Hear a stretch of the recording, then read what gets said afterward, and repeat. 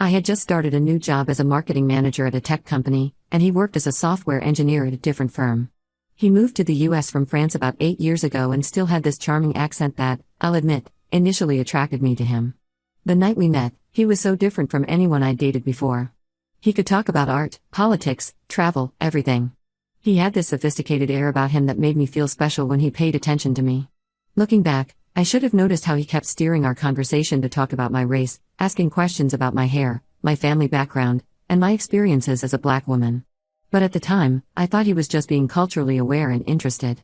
Our first date was at this fancy French restaurant. He ordered for me in French, which I found romantic then but now recognize as controlling. He spent the evening telling me how different I was from other women he'd met in America. He specifically said I carried myself more like a European woman. I took it as a compliment, ignoring how he was basically saying European equals better. Things moved quickly after that. Within 6 months, we were practically living together. He would stay at my place most nights, saying his apartment was too far from work. He started making little comments here and there about my friends and family. He would say things like how articulate my father was, as if he was surprised a black man could speak well. Or he would comment on how my cousin who worked at a bank must have gotten her job through affirmative action. The red flags were all there, but I kept making excuses. When we'd watch movies, he'd complain if there were too many minority actors, saying Hollywood was just trying to be woke. If I called him out, he'd say I was being too sensitive and that in France, people could take jokes about race. The incidents kept piling up. Once, we were at a mall, and a group of black teenagers were being loud and having fun. Bruce grabbed my arm and said we should leave because they looked dangerous.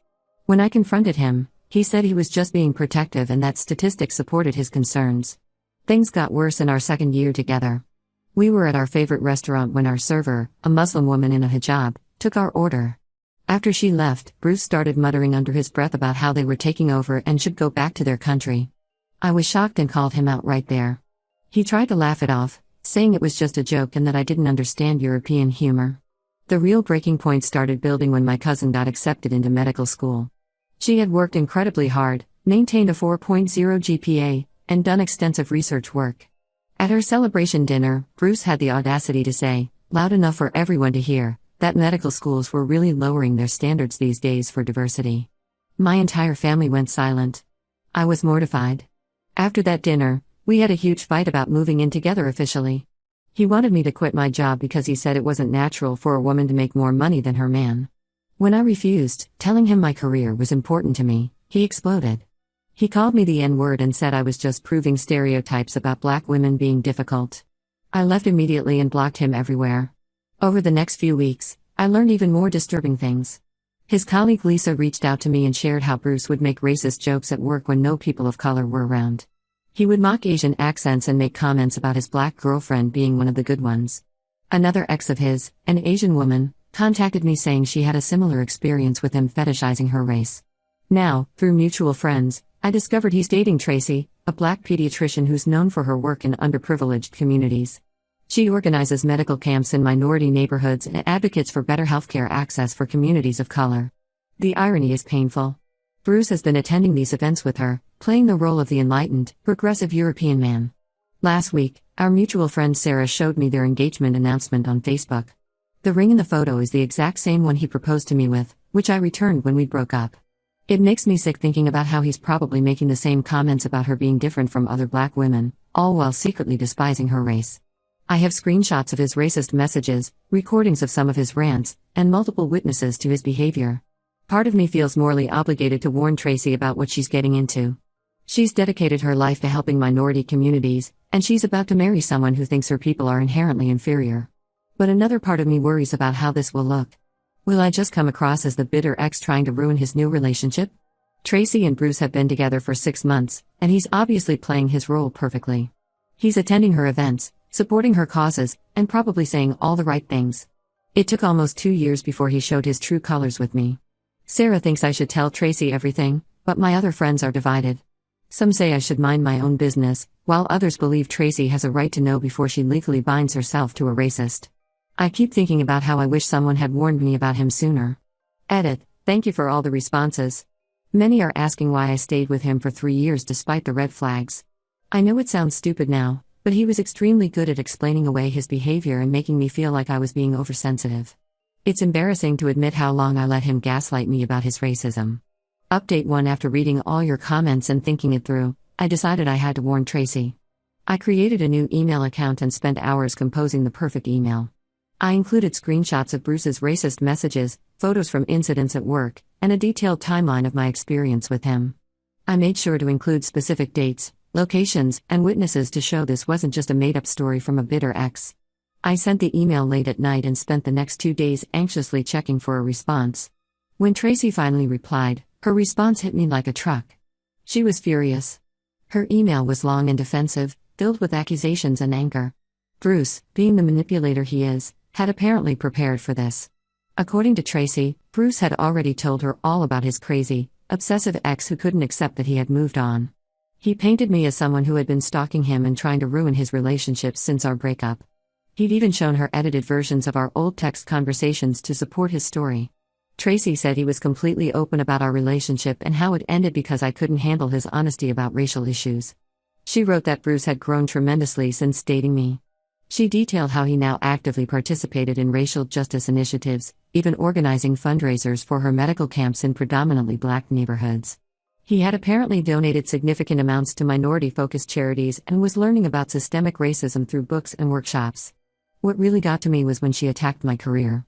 She said Bruce had told her how I got my marketing position through diversity hiring and suggested that my bitterness stemmed from seeing him with a truly successful black woman. Her words echoed Bruce's racism so perfectly it made me sick. She was already repeating his talking points without even realizing it. After her email, I felt defeated but knew I had to try one more time. I reached out to Lisa, Bruce's former colleague who had witnessed his racist behavior at work. Lisa had recently left the company and felt more comfortable speaking up.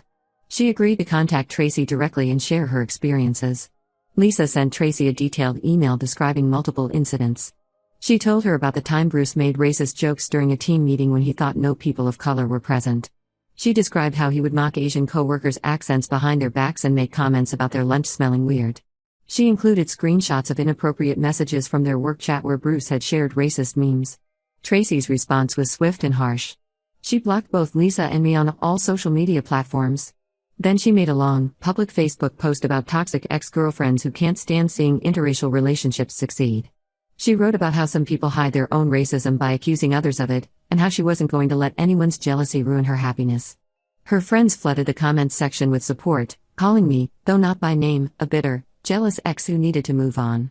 Some even suggested I needed mental help for being so obsessed with my ex's new relationship. The irony of them accusing me of racism while defending an actual racist was painful. Yesterday, Sarah told me that Bruce and Tracy have suddenly decided to move up their wedding date. Instead of getting married next year as originally planned, they're now rushing to have the ceremony in 3 months. I can't help but feel this is Bruce's way of trapping her faster, now that he knows people might try to warn her about him.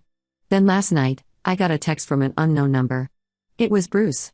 His message was exactly what I expected, threatening and racist. He wrote that I was just proving everything he'd always said about black women being dramatic and causing problems. He said I was demonstrating why he preferred dating educated, professional black women like Tracy instead of ghetto ones like me. He threatened to sue me for defamation if I tried to contact Tracy again or spread any more lies about him.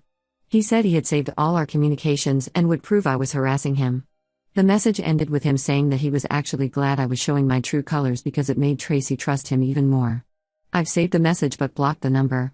Some of our mutual friends have started taking Bruce's side, saying I should have minded my own business. Even Sarah, who initially supported my decision to warn Tracy, is now questioning whether I did the right thing.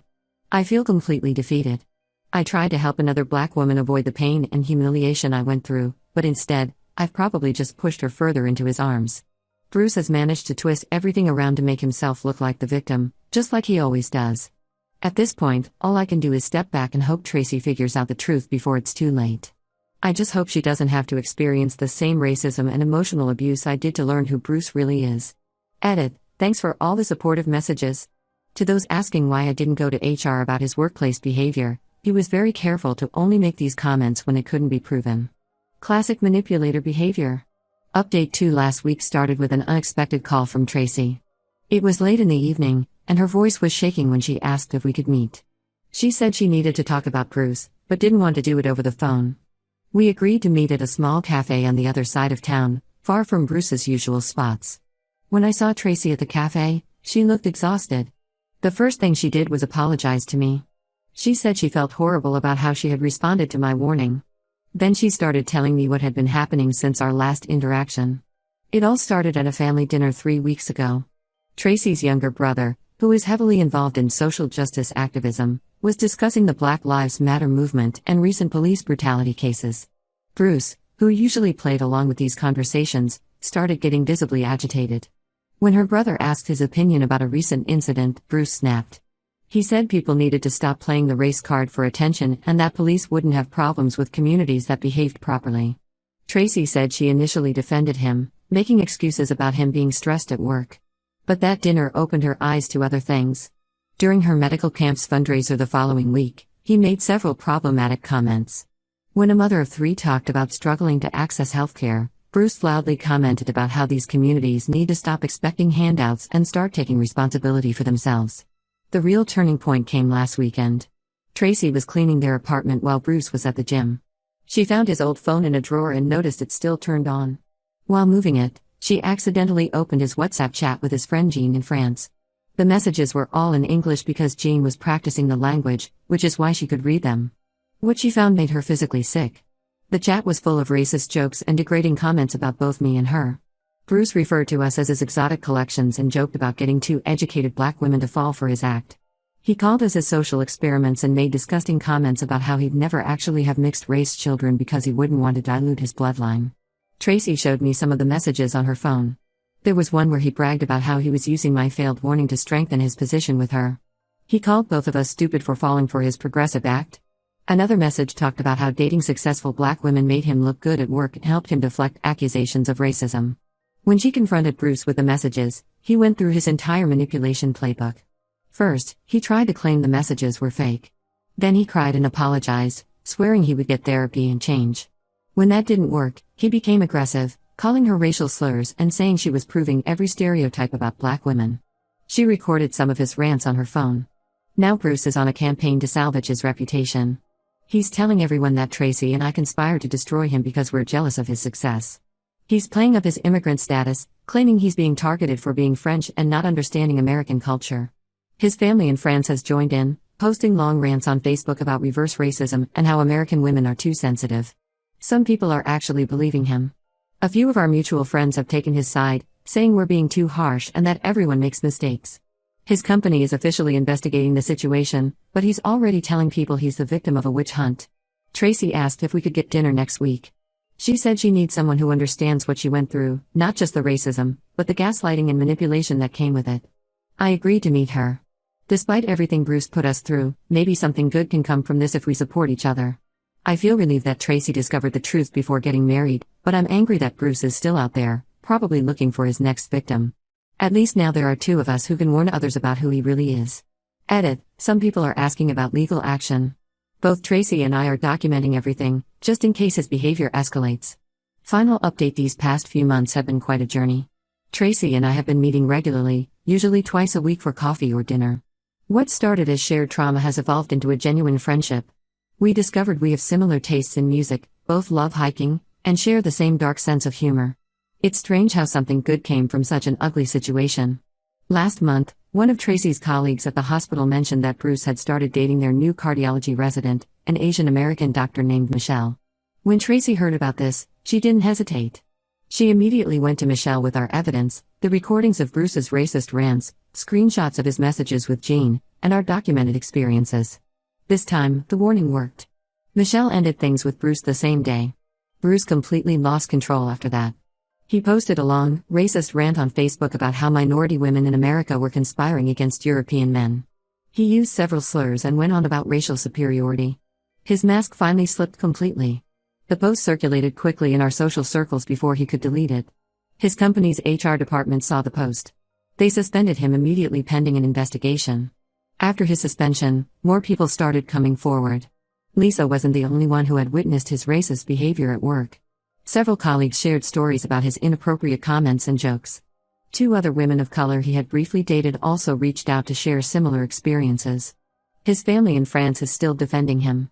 His sister posted a long rant about how American cancel culture is causing him mental health issues. His mother keeps sending aggressive messages to Tracy and me, blaming us for ruining her son's life. We've blocked them all. Most of our mutual friends have finally seen Bruce for who he really is. Sarah organized a group of friends to help us document all the evidence of his behavior. She created a detailed timeline of incidents that showed his pattern of targeting and fetishizing women of color. Even people who initially defended him have apologized to us. Tracy and I decided to turn this experience into something meaningful. We started a small support group for women who've dealt with racial fetishization in relationships. We meet monthly at a local community center, and the group has grown to 15 regular members. It's been eye-opening to see how common this issue is. As for Bruce, we heard he's planning to move back to France.